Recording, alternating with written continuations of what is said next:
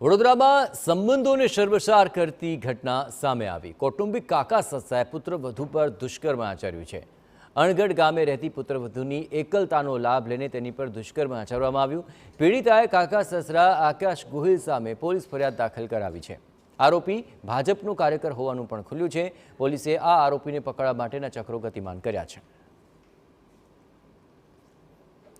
ભરૂચમાં હોમગાર્ડ જવાન પર સગીરા પર દુષ્કર્મનો આરોપ લાગી રહ્યો છે। બ્લેકમેલ કરીને સગીરા પર આ દુષ્કર્મ આચરવાનો આરોપ છે। હોમગાર્ડ હેમંત રાણાએ સગીરાનો અશ્લીલ વિડીયો ઉતાર્યો હતો અને આ અશ્લીલ વિડીયો ઉતારીને તેને બ્લેકમેલ કરતો હતો। પોલીસે હોમગાર્ડ જવાનની ધરપકડ કરી લીધી છે। આ આરોપી 2 સંતાનોનો પિતા હોવાનું પણ બહાર આવી રહ્યું છે।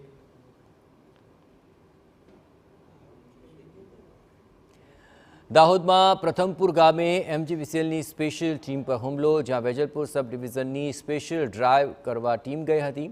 પ્રથમપુરમાં ગેરકાયદે વીજ જોડાણની તપાસ ચાલી રહી હતી।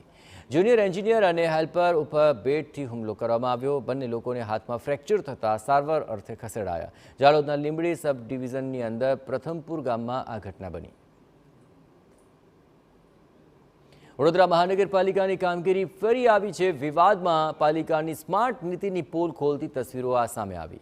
પેવર બ્લોક ઉપર સીધો ડામર પાથરીને બુદ્ધિનું પ્રદર્શન કર્યું। વડોદરા શહેરની નરસિંહજીની પોળની આ ઘટના છે, જેમાં જૂના પેવર બ્લોક હટાવ્યા વિના જ ઉપર ડામર પાથરી દેવામાં આવ્યો અને ઉપર રોડનું રોલર પણ ફેરવી દેવાયું। કામગીરી વખતે સ્થાનિકોએ કામ રોકાવવા પ્રયત્નો કર્યા હતા। ફરિયાદ છતાં કોર્પોરેટરે કોઈ તસ્દી ન લીધાનો સ્થાનિકો આક્ષેપ લગાવી રહ્યા છે। આ સમગ્ર મામલે યોગ્ય તપાસની વિપક્ષ માંગ કરી રહ્યું છે।